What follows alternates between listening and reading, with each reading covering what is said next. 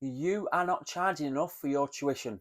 I'm going to repeat that again. You are not charging enough for your tuition. Now, I completely understand the mindset of many of the martial arts school owners that I get to speak to and the ones that I'm lucky enough to mentor. Because again, January 2004, when I opened up, I was a second dan at the time. And I based my pricing, I mentioned this in my book, I based it on what other people were charging. And that is absolutely ridiculous. So I'm going to say that again. If you're basing your price on what other people are charging, it's backwards, okay? It's the wrong way around to think about it. People know what they're worth, and you should know what your value and your program is worth, okay? So one of the things that I did was I'd think how much other karate or jiu-jitsu clubs were charging, and then I'd be thereabouts the same. And in January 2004, I think it was something like £4 a lesson, or maybe £4.50 or something like that. It's absolutely terrible to think that way. What you need to do is understand that parents are willing to, think of the terminology here, invest in a program that's going to help their children develop into better adults, okay, into better people. So let's just go over the Black Belt Creed.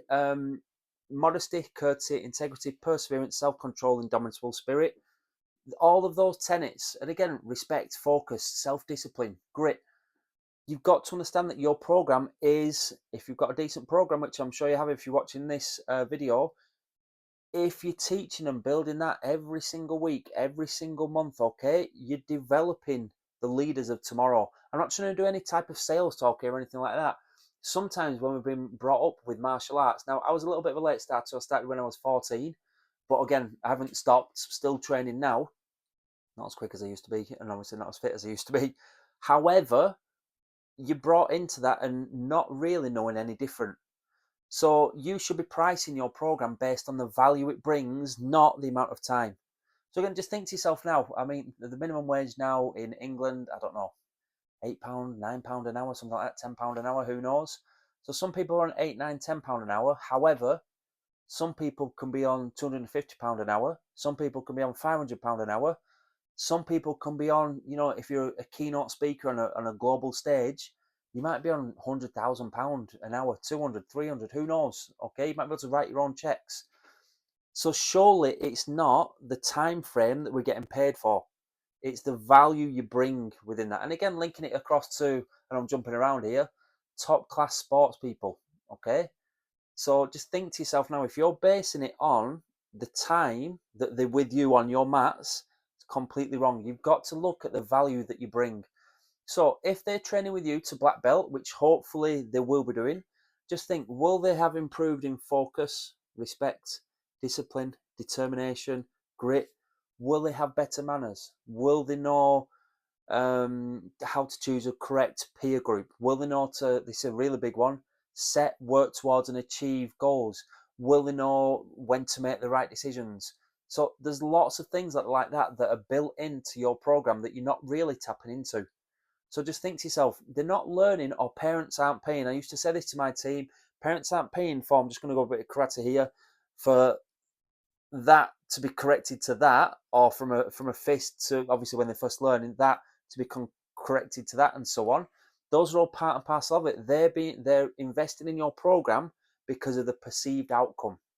Okay, so if you're reading any of the books that I mention a lot, really, Atomic Habits, what else? Make My Bed, Maximum Achievement, No Excuses. I can't think of any now, really. Covey's 7 Habits of Highly Effective Teens. All of that will be adding value to the program. If you've got your self-discipline sheets up and running, that's adding value. If you've got any of the homework sheets up and running, that's adding value. If you've got any black belt skills and attitude based on the chapters in the books that you're reading, that's all adding value. So again, I know I'm like a broken record. Your program, your teaching, the impact extends far beyond the 4 walls of your school. Don't know if that was 4 walls, but you know what I'm getting at there, okay? We need to make sure that you understand the positive impact it has on the students and the families, okay? You want your students, if they're training to black belt, to be like, I know it's a bit cliche, pillars of the society, really. You want them to have that respect, focus, discipline, determination, be nice people. Old school stuff like opening the doors for people, okay, or for older people. You know, showing respect across everywhere, not just the time that they're with you in the lesson.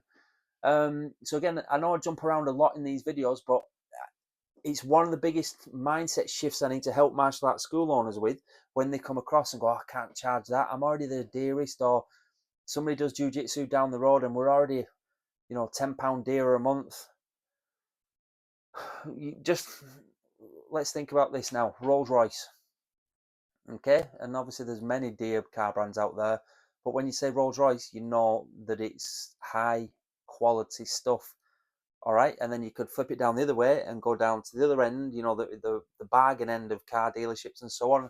I'm not going to mention any of the names there, but you know what I'm getting at there, don't you?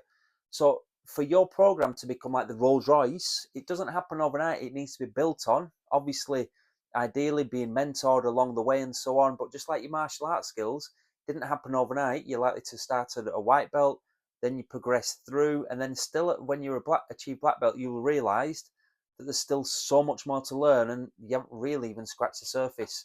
I always tell my students as well. Now, obviously, I'm a sixth at the moment, but I always realize that the more I learn, the more I realize that I don't know. Okay, so it's the same mindset really in building a martial arts business.